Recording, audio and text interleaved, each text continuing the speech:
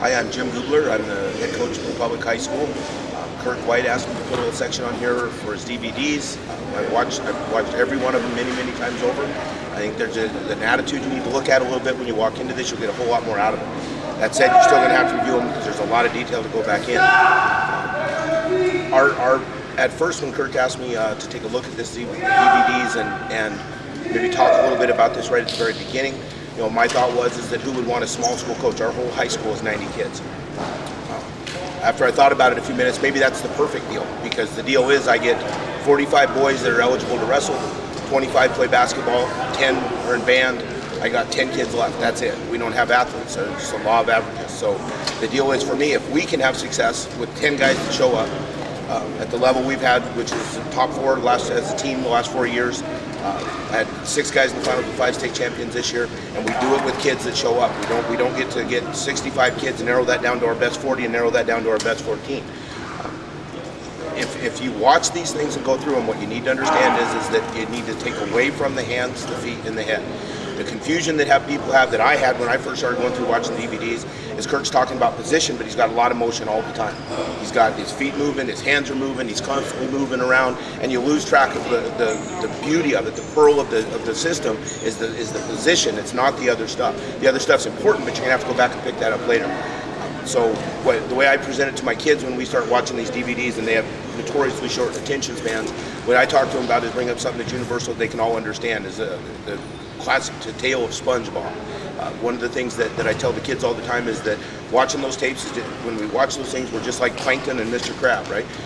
Plankton's always trying to get the perfect Krabby Patty, and he's just convinced that the only way he's going to do this is steal this 55-page recipe book out of the restaurant from Mr. Krabs, and that's going to make a perfect Krabby Patty. He finally gets in there, gets to the Krabby Patty, opens it up, and it's a nice burger with 2 nice buns and a slice of tomato and lettuce. That's it. He's all disappointed. He knows that he hasn't got the right recipe book because he's just shocked at how simple it is. And that's the way the tapes work. You get in there, you can't be disappointed with simplicity, because that's what it is. If you go through there and take a look at the positions, and you'll find that every single move after that you look at, it's not holds and moves anymore. There's 6 or 7 positions for which you move your hand here or your foot here, or something else changes the hold, but the position is identical. There's only 4 or 5 different positions, in my opinion, from neutral, bottom, top. They're all those same positions. You don't have to learn holds anymore. And when you wrestle like that, then we don't end up in situations where kids forget moves, or more importantly, we can't get game plan. The last 2 years we've had 15 guys in the finals with 13 state champions, a pretty high win percentage in the finals. And the reason why is because we can game plan people, they cannot game plan us. When I've got a guy that we know has a great left lead double leg single, we can take that away, we turn our hips, that takes that corner away. There's no way that he's not comfortable when he's taken out of that position. Whereas when our guys shoot in on that thing, if they have a great double leg single, they hit here, their shoulder pressure changes, come around single leg, and it doesn't make any difference. There's not one move. It's getting your shoulder in position. If that person moves, he goes behind you. The one single line that he says in there that you need to pay attention to, because this is what makes it clear all the way through. The first few times I watched it, I did not get it at all. And then it finally made sense to me. One simple line, you'll hear it at every camp he does, you'll hear it on the DVDs.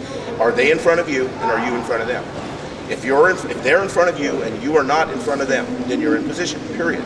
You have, whether it's with your head, your shoulder, your knees, it doesn't make any difference. So if you find yourself in a position to where they've got position on you, where you're in front of them, and they're not in front of you, then you've got to do something to remedy that and change that back around. Once you get that, then you don't have to learn. You don't have to learn to shoot a single leg, and then if that doesn't work, come back with a low lift or whatever. You don't worry about what the position is. Just get them in front of you. Just that simple. And once we get to that point, then you can start going back and reviewing it over where do my hands go, how does my motion attack, and those type of things. All of the little details that all moves have. But it's the position that matters. Go through there the first time just with an open mind, looking at only those things. One of the other things, I'm getting a little long-winded here, but one of the other things that made it clear to me when I was watching the Nationals, there's a highly celebrated kid that had no arms from his elbows down, no feet from his knees down, and he was wrestling the national tournament for the NHSCA, wrestled 2 or 3 years there, became a pretty big story with the press. Won about 80% of his matches there.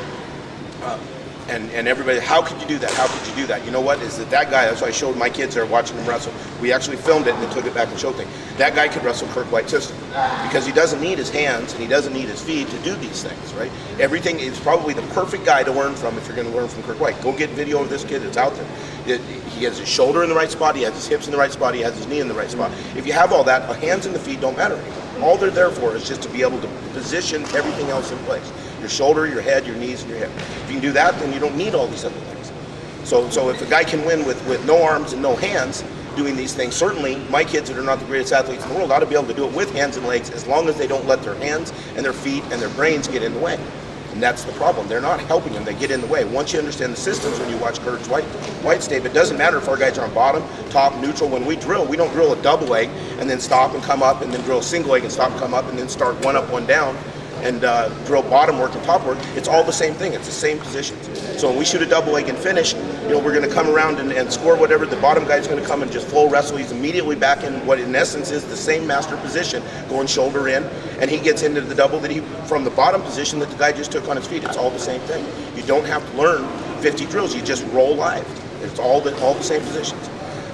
So with that said, I've watched thousands and thousands and thousands of hours of videotape, and I don't know of a better series of tapes that changed us from what we were.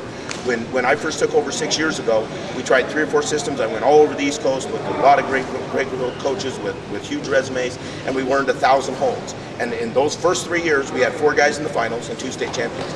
After I went through Kirk stuff at Vision Quest, where I didn't get it and thought maybe it doesn't make sense, either I'm not smart enough or he's not. And I went back and opened my mind a little bit, and then it just clicked. It's like the clouds lift, you understand the position, and at that point we started drilling like that.